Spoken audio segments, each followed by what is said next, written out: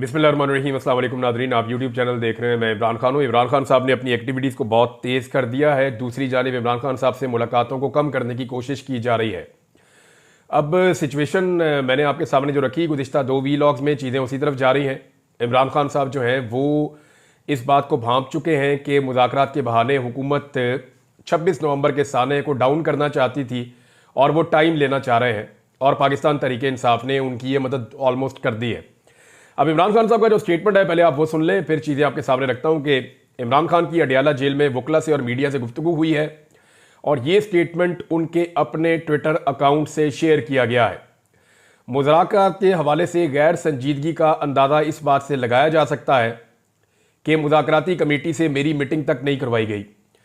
ऐसा लगता है जैसे मुज़ाकरात का मकसद सिर्फ और सिर्फ वक्त का ज़िया था ताकि 26 नवंबर के इस्लामाबाद कत्ल पर अवामी रद्द-ए-अमल या रिएक्शन को कम किया जा सके। 26 नवंबर को पुरअमन शहरियों का कत्लेआम किया गया, उनको सीधी गोलियां मारकर डी चौक में खून से नहलाया गया। हमारे कई अफराद अब तक लापता हैं।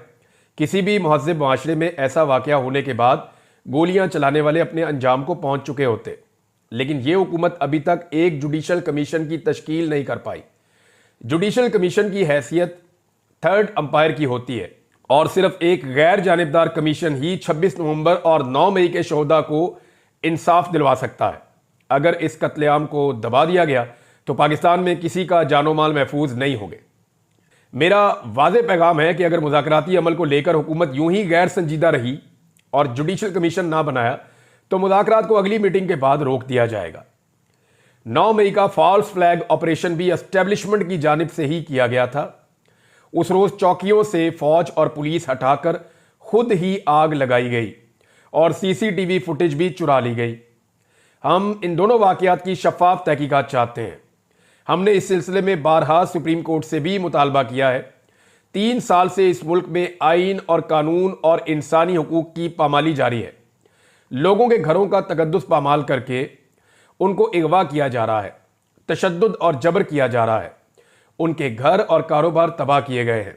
हमारे हर टिकट होल्डर के लिए उनके हलकों में जिंदगी तंग कर दी गई। मेरा अपना घर 2 मरतबा तोड़ा गया। हमने इस सिलसिले में लाहौर हाई कोर्ट से रुजू किया। यह केस जस्टिस बाकिर नजफी की सरबराही में 5 जजेस ने सुना, मगर 1.5 साल से उसका फैसला महफूज है और सुनाया नहीं जा रहा। फिर हमने इस्लामाबाद हाई कोर्ट में जस्टिस आमिर फारूक और सुप्रीम कोर्ट में काजी फायद ईसा से भी रुजू किया, लेकिन उन दोनों ने एस्टेब्लिशमेंट के ओपनिंग बैट्समैन का किरदार अदा किया। जो हमारे बेकसूर लोग मिलिट्री तहवील में रहे उन पर शदीद तरीन ज़हनी और जिस्मानी तशद्दुद किया गया। मेरी इतला के मुताबिक 3 लड़कों ने दौरान हिरासत खुदकुशी की कोशिश की। समी वजीर की हालत इस तशद्दुद का मुंह बोलता सबूत है। इससे पहले जो कुछ तहरीक इंसाफ के रहनुमाओं शहबाज गिल, आजम सवाती समेत दीगर के साथ किया गया वो भी किसी से ढका छुपा नहीं है। जिले शाह को बेदर्दी से कत्ल किया गया। इंतजार पंजूता से जानवरों की तरह सलूक किया गया। ये कौन सा उसूल है कि जो तहरीक इंसाफ छोड़ देगा वो 9 मई के इल्ज़ाम से बरी है और जो नहीं छोड़ेगा उस पर हर किस्म का तशद्दुद और दबाव जायज़ है। हमें पाकिस्तानी निज़ाम अदल से बार बार रुजू करने के बावजूद भी इंसाफ नहीं मिल सका, जिसके बाद हमारे पास बैनुल अक़वामी फोरम्स पर आवाज़ उठाने के अलावा कोई रास्ता नहीं बचा है। पाकिस्तान की हुकूमत इंसानी हकूक़ को लेकर बैनुल अक़वामी कवानीन और मुआहिदों की पाबंद है। मैंने वकला को हदायत की है कि इन मामलात को आलमी फोरम्स पर उठाया जाए और पाकिस्तान में जारी इंसानी हुकूक की खिलाफ वर्जियों पर अपनी आवाज़ दुनिया तक पहुंचाई जाए। मेरा ओवरसीज पाकिस्तानियों को भी यही पैगाम है कि पाकिस्तान में जमहूरियत और इंसानी हुकूक का खात्मा करके जंगल का कानून नाफिज कर दिया गया है, इसलिए आपकी जानिब से तरसीलात ज़र का बाइकआउट बहुत अहम है। पाकिस्तान में मुकीम आपके प्यारों को भी वही हुकूक हासिल होने चाहिए जो आपको बैरून ममालिक में हासिल है। जब तमाम एजेंसियों को एक सियासी जमात को कुचलने पर लगा दिया जाएगा फिर दहशतगर्दों से कौन लड़ेगा। यही रिमार्क सुप्रीम कोर्ट के जजेस जस्टिस अतर अमीरुल्लाह और जस्टिस मंदोखेल ने भी दिए हैं कि खुफिया इदारों को सियासी इंजीनियरिंग पर लगा दिया गया है। झूठ बोलकर हमारी हुकूमत पर तालिबान की आबादकारी का इल्जाम लगाया गया। हमारी हुकूमत के दौरान बल्कि हुकूमत के खात्मे के 1 साल बाद तक भी दहशतगर्दी ने सर नहीं उठाया था। यह सब कुछ उन्हीं का कसूर है जो बलूचिस्तान के हालात के जिम्मेदार हैं। इन सब तजर्बात की बदौलत पाकिस्तान में मईशत का हाल बदतरीन है। वर्ल्ड बैंक की हालिया रिपोर्ट के मुताबिक मजीद 1 करोड़ 30 लाख अफराद गुर्बत की लकीर से नीचे जा चुके हैं। अदलिया, नैब, FIA, पुलिस समेत हर इदारा तहरीक इंसाफ के पीछे लगा दिया गया है, जिसकी वजह से मुल्क का सियासी और माशी निज़ाम दरम बरम है और अदम इस्तेहकाम उरूज पर है। जब तक सियासी अदम इस्तेहकाम रहेगा, ग्रोथ रेट सिफर होगा। यह सब 10 साला आमरीत के मंसूबे को मजबूत करने के लिए किया गया है।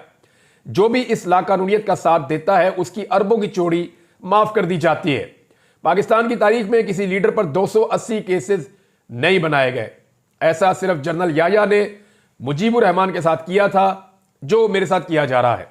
एक और चीज इमरान खान साहब ने क्लियर की है बुशरा बीबी के हवाले से। उन्होंने कहा कि बुशरा बीबी एक घरेलू और पर्दादार खातून है, उन पर बेबुनियाद और झूठे केसेस सिर्फ मुझे दबाव में लाने के लिए बनाए गए। अलकादर केस भी इसी सिलसिले की एक कड़ी है। बुशरा बीबी को पहले 3 महीने बनीगाला में एक कमरे में कैद रखा गया। उन्होंने खुद हाई कोर्ट में पटिशन दायर की कि मुझे आम कैदियों की तरह जेल में रखा जाए। अडियाला जेल में 9 महीने सख्त तरीन कैद में उनको रखा गया, जिसका मकसद हमें दबाव में लाने के अलावा कुछ नहीं था। बुशरा बीबी का किसी से कोई राब्ता नहीं है, यह महज प्रोपेगेंडा है। हमारी मुज़ाकराती कमेटी ही इन मामलात को देख रही है।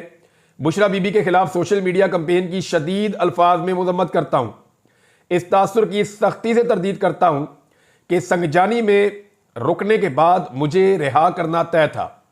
संगजानी जैसे इश्यूज को असल मामला से तवज्जो हटाने के लिए इस्तेमाल किया जाता रहा है। हुकूमत की बददियानती को अच्छी तरह समझता हूं। मैं 3.5 साल वजीर आजम रहा हूं, अच्छी तरह समझता हूं कि यह कैसे काम करते हैं। इस्लामाबाद डी चौक में कारकुनान के हमरा पहुंच जाना बुशरा बीबी की कामयाबी थी, जिस पर इनको खराज तहसीन पेश करता हूं। उन्होंने मेरी हिदायत पर ही अमल किया। ये इमरान खान साहब ने वकला से और मीडिया से गुफ्तगू की जेल के अंदर।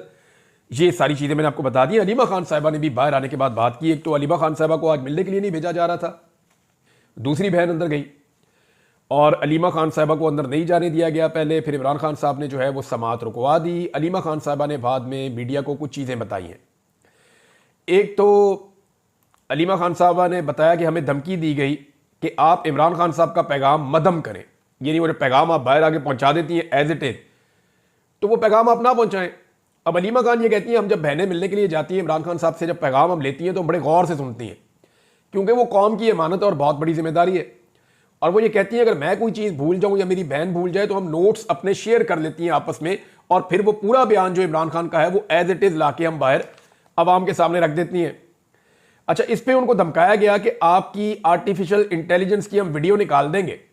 ये अलीमा खान साहिबा ने इंकशाफ किया, लेकिन वो कह रही हम ये काम करेंगे। और वो ये भी उन्होंने कहा कि हमारे साथ पूरा पाकिस्तान है। अलीमा खान ने यह दावा किया, जिन्होंने उनको धमकाया उनको अलीमा खान ने कहा कि हमारे साथ पूरा पाकिस्तान है, हम अकेले नहीं हैं। फिर इमरान खान ने एक और ऐलान किया जो अलीमा खान साहिबा ने बाहर आकर बताया कि पाकिस्तान में जारी इंसानी हकूक की खिलाफ वर्जियों के केस को अब हम इंटरनेशनल ऑर्गेनाइजेशंस के सामने लेकर जाएंगे। ये जो समी वजीर और जिले शाह पर होने वाले जुल्म की बात है, ये इमरान खान साहब ने अपने स्टेटमेंट में भी लिख दिया, आपको अपने पढ़ लिया। एक शेर अफजल मरवत का मामला भी आजकल उठा हुआ है नादरी, और शेर अफजल मरवत के बारे में भी इमरान खान साहब ने जो स्टेटमेंट दिया वो शेर अफजल मरवत के हक में नहीं जा रहा, जो अलीमा खान साहबा ने बाहर आकर बताया। प्रॉब्लम यह है कि शेर अफजल मरवत साहब की पार्टी के अंदर किसी ना किसी से लड़ाई चलती रहती है। पहले इनकी अली अमीन गंडापुर से लड़ाई थी। अली अमीन गंडापुर इनको बुरा भला कहते थे, ये अली अमीन गंडापुर को कहते थे निजी महफिलों में। फिर शेर अफजल मरवत साहब की लड़ाई अभी भी चल रही है, बल्कि फवाद चौधरी साहब के साथ भी चलती रही है, अब सलमान अकरम राजा साहब के साथ चल पड़ी है। इससे पहले उनकी लड़ाई जो है वो दीगर और जो पाकिस्तान तहरीक इंसाफ के लोग हैं उनके साथ चल पड़ी थी। तो शेर अफजल मरवत साहब एक बड़े अजीबोगरीब करैक्टर रहे हैं पाकिस्तान तहरीक इंसाफ में। इलेक्शन से पहले उनका किरदार कुछ और था, जब तक कि वो एमएनए नहीं बने थे, लेकिन एमएनए बनने के बाद उनका किरदार बिल्कुल मुख्तलिफ है। एमएनए बनने से पहले शेर अफजल मरवत अवाम के बीच में नजर आते थे, ज्यादातर लोगों के बीच में जुलूस, जलसा, लोगों को निकालना, एक्टिविटी करना, बहुत पॉलिटिकल एक्टिविटी उन्होंने की थी। पाकिस्तान तहरीक इंसाफ के बहुत सारे लोग ये इल्जाम लगाते हैं, बल्कि अली अमीन गंडापुर साहब भी ये निजी महफिलों में कहते रहे कि शेर अफजल मरवत जो है ये एस्टेब्लिशमेंट का आदमी था, इसको लॉन्च किया गया था। और बकौल अली अमीन गंडापुर साहब के कि ये बंदा इसलिए लॉन्च किया गया था कि इसको वजीर आला खैबर पख्तूनख्वा बनाना था या कोई बड़ा ओहदा देना था। और उस वक्त अली अमीन गंडापुर को बाहर निकलने की इजाज़त नहीं थी, मुराद सईद को बाहर निकलने की इजाज़त नहीं थी, आतिफ खान को बाहर निकलने की इजाज़त नहीं थी, जुनैद अकबर को बाहर निकलने की इजाज़त नहीं थी। बाकी बहुत सारे पाकिस्तान तहरीक इंसाफ के लोग हैं जो बेचारे तरसते थे कि बाहर निकल के हम अपनी इलेक्शन कैंपेन करें। तो उस वक्त शेर अफजल मरवत ये कैसे मुमकिन है कि वो खुलाकर इमरान खान के लिए कैंपेन कर रहे थे। तो ये पार्टी के अंदर बहुत सारे लोग इस बारे में यही सोचते थे। और गंडापुर साहब ने मुझे खुद कहा, मैं हल्फन आपको बता देता हूं, उन्होंने कहा कि कभी आपने सोचा है कि शेर अफजल मरवत वो सारा कुछ क्यों कर पा रहा था जो हम नहीं कर पा रहे थे? क्या वो हमसे ज्यादा बहादुर है, या हमसे ज्यादा कबीले वाला है, या हमसे ज्यादा तगड़ा आदमी है? तो उन्होंने कहा कि इसलिए कि उनको एस्टेब्लिशमेंट का आशीर्वाद था कि करो जो दिल करता है करो, ये गंडापुर साहब ने कहा। तो जब इलेक्शन हो गया, शेर अफजल मरवत साहब बन गए एमएनए, तो उनके वो मकासद पूरे नहीं हुए। उन्हें कुछ ना खैबर पख्तूनख्वा में मिला और ना वफाक के अंदर उनको अपोजिशन लीडर बनाया गया। अपोजिशन लीडर वो बनना चाहते थे, ये मैं ज़ाती तौर पे जानता हूं। शेर अफजल मरवत साहब ने पूरा जोर लगाया इसके लिए, उन्होंने बहुत सारे लोगों से रब्ता भी किया। मेरी और उनकी जो वाहिद एक टेलीफोनिक कॉल हुई है, जिंदगी में एक ही टेलीफोनिक कॉल हुई है, तो मैं हैरान हो गया कि एक आदमी छूटते ही मेरे से ऐसी बात कैसे कर सकता है। यानी उन्होंने मुझे कहा कि मैं बनना चाहता हूं अपोजिशन लीडर और आप मेरे लिए लॉबिंग करें। तो मैंने कहा जी मैं लॉबिंग कैसे करूं? मैंने हंसना शुरू कर दिया। मैंने कहा जी मैं तो पॉलिटिकल मामलात में नहीं आता, आपकी पार्टी का डिसीजन है, वो आपको बना दे किसी और को बना दे, तो ये पार्टी पे डिपेंड करता है। लेकिन उन्होंने मुझे उस वक्त ये कहा कि अगर मैं अपोजिशन लीडर बन गया तो मैं पूरे निज़ाम को मुसीबत डाल दूंगा, मैं बड़ा अग्रेसिव आदमी हूं, मैं बहुत चढ़ के आऊंगा और मैं खुलकर जो है वो मुखालफत करूंगा इस हुकूमत की, ये सब लोग बुज़दिल हैं, ये नहीं कर पाएंगे। तो इस तरीके से उन्होंने कायल करने की कोशिश की शेर अफजल मरवत साहब ने, और एक दौर में इनका नाम चलता भी था कि शायद इनको अपोजिशन लीडर बना दिया जाएगा, लेकिन फिर नहीं बनाया गया। उसके बाद हमने देखा कि शेर अफजल मरवत साहब की जो टॉक शोज में एक्टिविटीज हैं या सोशल मीडिया पे एक्टिविटीज हैं वो बाकी रह गई, लेकिन जो उनकी अवामी एक्टिविटीज हैं वो फिर नजर नहीं आई। ये 2 दफा इस्लामाबाद की जानिब पाकिस्तान तहरीक इंसाफ गई है, तो शेर अफजल मरवत साहब वहां इस्लामाबाद में ही थे दोनों दफा, लेकिन हमें उनकी कोई एक्टिविटी दिखाई नहीं दी। जो इनके बारे में एक बहुत बड़ा ऑरा बना हुआ था कारकुनों में कि ये बहुत बहादुर आदमी है और शेर अफजल मरवत साहब हर जगह पे फ्रंट से आगे लीड करेंगे, उसको वो डैमेज हुआ अनफॉर्चुनेटली। हालांकि शेर अफजल मरवत साहब ने बड़ी इज्जत हासिल की थी। इमरान खान साहब ने एक दिन इनको जेल में कहा था कि शेर अफजल मरवत जिस तरह तुम एक रफ्तार से ऊपर गए हो ना, इसी रफ्तार से नीचे आ जाओगे, तो अपने आप को जो है वो दुरुस्त करो। लेकिन शेर अफजल मरवत साहब ने इमरान खान साहब को जो पहला नुकसान पहुंचाया वो उन्होंने सऊदी अरब के हवाले से एक बड़ा अजीब मुतनाज़ स्टेटमेंट दे दिया। उसके बाद फिर हम ये देखते रहे कि शेर अफजल मरवत साहब जो है वो पार्टी में कभी इससे लड़ाई कभी इससे लड़ाई, तो वो उनकी चलती रहती है। आजकल सलमान अकरम राजा साहब के ऊपर उन्होंने जो है वो अटैक किया हुआ है। अब अलीमा खान साहिबा ने जो इस बारे में बोला, उन्होंने कहा जी एक तो सलमान अकरम राजा साहब को इमरान खान साहब ने पार्टी का सेक्रेटरी जनरल बनाया। इससे पहले भी एक सेक्रेटरी जनरल पार्टी के ऐसे थे जो इमरान खान साहब ने अपनी पार्टी के लोगों से पूछा कि आप ये मुझे इजाज़त देते हैं कि मैं नॉमिनेट कर दूं, तो पार्टी ने जब उनको अलाउ किया तो उस वक्त इमरान खान साहब ने जहांगीर तरीन को ओहदा दिया था। ये मुझे बात बताई थी डॉक्टर आरफ अलवी ने, काफ़ी पहले की बात है, जब आरफ अलवी साहब सदर पाकिस्तान भी नहीं बने थे तब बताई थी उन्होंने मुझे ये बात। तो ये इमरान खान साहब ने अपने इख्तियार को इस्तेमाल करते हुए सलमान अकरम राजा साहब को चुना है। कुछ देखा है तो उन्होंने चुन लिया। अब यहां पे अलीमा खान साहबा कहती हैं वो इमरान खान की चॉइस है तो ऐसा ना किया जाए। साथ ही उन्होंने एक और बात की कि इमरान खान ये समझते हैं कि उनकी पार्टी में लोग इन्फिल्ट्रेट किए गए हैं, यानी उनकी पार्टी में लोग इंजेक्ट किए गए हैं और ऐसे लोग उनकी पार्टी में हैं जो जासूस टाइप के लोग हैं। इस तरह से ये रिपोर्ट हुआ है। बहरहाल मरवत साहब को जो है वो उनकी बड़ी मकबूलियत है पाकिस्तान तहरीक इंसाफ में, अभी भी कुछ नहीं बिगड़ा। वो अपने मामलात को इमरान खान के ताबे करके और उस अंदाज में अगर चलेंगे तो मेरे ख्याल में चीज़ें ठीक रहेंगी। अदरवाइज ये पाकिस्तान तहरीक इंसाफ बड़ी जालिम पार्टी है। मैंने इसके अंदर परवेज़ खटक को जो है वो टके टुकड़ी होते हुए देखा है, मैंने इसमें महमूद खान को टके टुकड़ी होते हुए देखा है, मैंने इसमें बहुत सारे लोग जिनके बड़े बड़े नाम थे, यानी असद उमर को इमरान खान साहब के बाद नायब कहा जाता था कि ये ब्रेन है, तो मैंने टके टुकड़ी होते हुए देखा है बहुत लोगों को। तो शेर अफजल मरवत साहब को तो अभी ज़्यादा टाइम भी इस पॉलिटिकल पार्टी में नहीं हुआ। पाकिस्तान तहरीक इंसाफ ने, क्योंकि इमरान खान साहब ने फैसला किया कि बैनुल अक़वामी सतह पर चीज़ों को लेकर जाएंगे, और वैसे भी अब चीज़ें बैनुल अक़वामी सतह पर जा रही हैं, कुछ डॉक्यूमेंट्रीज बन रही हैं, कुछ एविडेंसेस कलेक्ट किए जा रहे हैं, जो स्पेशली जो बरतानिया में पार्लियामेंट्री ब्रीफिंग होने जा रही है, अमेरिका में कांग्रेशनल मीटिंग होने जा रही है, और उसके बाद अमेरिका में एक बाइंडिंग रेजोल्यूशन जो है वो पास करवाने की पाकिस्तानी ओवरसीज कोशिश कर रहे हैं। अगर ये एक्टिविटीज हो जाती हैं तो नेक्स्ट फेज के अंदर, क्योंकि इस वक्त कनाडा में अपनी सिचुएशन उनकी इतनी अच्छी नहीं है, उनके अपने रौले पड़े हुए हैं, तो कनाडा में भी इस किस्म की एक्टिविटीज ओवरसीज प्लान कर रहे हैं जबकि यूरोप में जो होने जा रहा है, यूरोपीय यूनियन और यूरोप में, ये आप देखेंगे आने वाले दिनों में। लेकिन पाकिस्तानियों की एक बहुत अच्छी बात है, मेरी जितने भी ओवरसीज पाकिस्तानियों से बात हुई है, अब वो चाहे पाकिस्तान तरीके इंसाफ से उनका ताल्लुक है, और बहुत सारे ऐसे हैं जिनका ताल्लुक है ही नहीं, वो सिर्फ पाकिस्तान की बात करते हैं। वो ओवरसीज एक ही बात करते हैं कि हम पाकिस्तान के ऊपर किसी भी एक पाबंदी के हक में नहीं है। हम नहीं चाहते कि पाकिस्तान के ऊपर एक टके की या कोई एक लफ्ज की पाबंदी भी लगे। वो ये कहते हैं कि हम पाबंदियां उन बंदों पे लगाना चाहते हैं जिन्होंने पाकिस्तान को यहां तक पहुंचा दिया है। वो ये कहते हैं कि रजीम चेंज ऑपरेशन के किरदार हो या जुल्म और फस्तायत के पीछे छुपे हुए दस्ताने पहने हुए हाथ हो। वो कहते हैं जी हम इन सारों को फिक्स करना चाहते हैं, वो लोग जो इस्तेमाल हुए वो भी और जिन्होंने इस्तेमाल किया वो भी। और ये लगभग 1-2 दर्जन लोग हैं जिन्होंने पाकिस्तान में उदम मचाया हुआ था। इनके खिलाफ वो चाहते हैं कि बैनुल अक़वामी पाबंदियां लग जाएं, और इसके लिए ओवरसीज पाकिस्तानी काम कर रहे हैं। अब देखें, पाकिस्तान में जो ब्यूरोक्रेट रिटायर होता है बेचारा, या कोई फौजी ऑफिसर रिटायर होता है, या कोई सियासतदान जो है उसकी फैमिली है या सारा कुछ है, ये दौड़ दौड़ के जाते हैं उधर बरतानिया में, और ये दौड़ दौड़ के जाते हैं यूरोप में, अमेरिका में। वो मुल्क इनको पसंद है, ये बाकी जिंदगियां वहां जाके गुजारते हैं। अब वहां पर अगर इनके लिए पाबंदियां हो जाएं तो इनके लिए बड़ा सीरियस इशू हो जाएगा, और ये वहां पाबंदियां लगवाना चाहते हैं, ट्रैवल के ऊपर पाबंदी लगवाना चाहते हैं, असासे जो हैं वो मुंजमद करवाना चाहते हैं, और तीसरा इनके वीज़े जो हैं वो कैंसिल करवाना चाहते हैं, और आइंदा के लिए इनके वीज़ों पर पाबंदियां लगवाना चाहते हैं।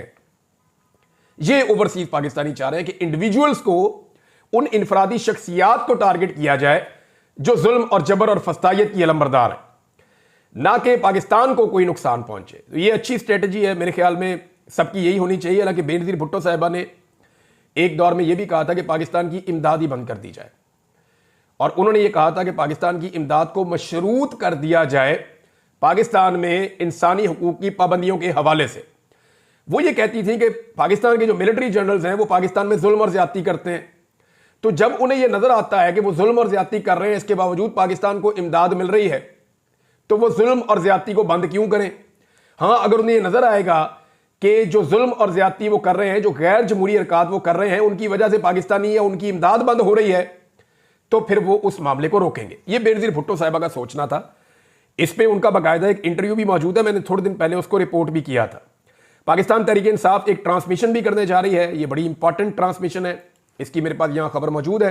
गोली क्यों चलाई, इसमें शेख वकास अकरम और सलमान अकरम राजा, ये लोग 26 नवंबर के कत्लेआम पर खसूसी गुफ्तगू करेंगे 12 जनवरी बरोज एतवार रात 8 बजे। पाकिस्तान तहरीक इंसाफ ऑफिशियल के यूट्यूब चैनल पे, ट्विटर पे, फेसबुक पे और इंस्टाग्राम पे। अब देखना यह है कि इंटरनेट बंद किया जाता है या नहीं किया जाता, क्योंकि $1 मिलियन का नुकसान होता है 1 घंटे में। जब आप इंटरनेट को डाउन करते हैं तो 1 घंटे में $1 मिलियन का नुकसान हो जाता है।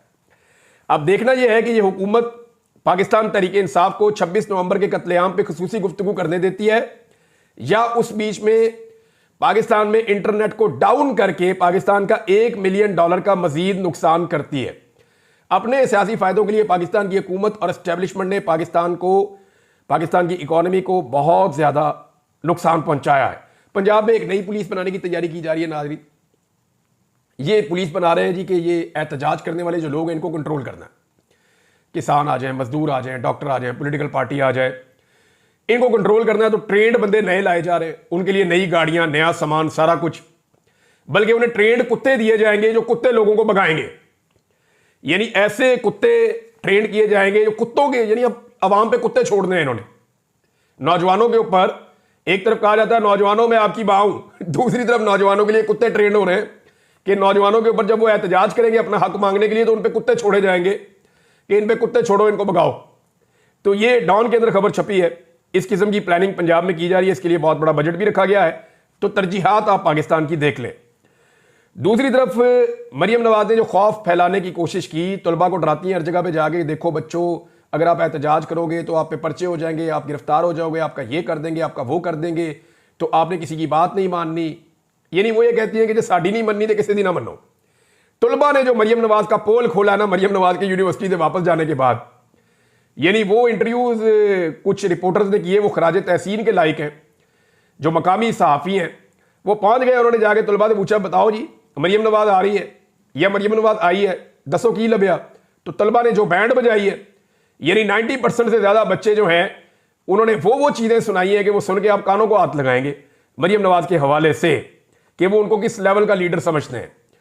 अब हसन नियाज़ी का नाम लेकर उन्होंने डराया था, तो हसन नियाज़ी की वालदा का भी उन्होंने कहा जी उनकी वालदा के दिल पे क्या गुजरती होगी, तो वालदा का स्टेटमेंट आ गया। जरा हसन नियाज़ी की वालदा का स्टेटमेंट सुनिए। वो कहती हैं जी मैंने हसन नियाज़ी से कहा कि मुझे खुशी है कि उसे 10 साल सजा हुई है, अगर उसे 2 साल सजा होती तो मुझे अफसोस होता। मेरा बेटा फस्तायत के दौर में जुल्म के खिलाफ खड़ा है और मुझे उसके ऊपर फख्र है। यह है जी हसन नियाज़ी की वालदा। तो मरियम नवाज की सोच क्योंकि और तरह की है, इन्होंने बेशुमार पैसा इकट्ठा किया है, ये अपनी औलाद को लेकर कुछ और सोचते हैं। तो पाकिस्तान में बेशुमार वालिदैन ऐसे हैं जो अपनी औलाद की कुर्बानी देते हैं।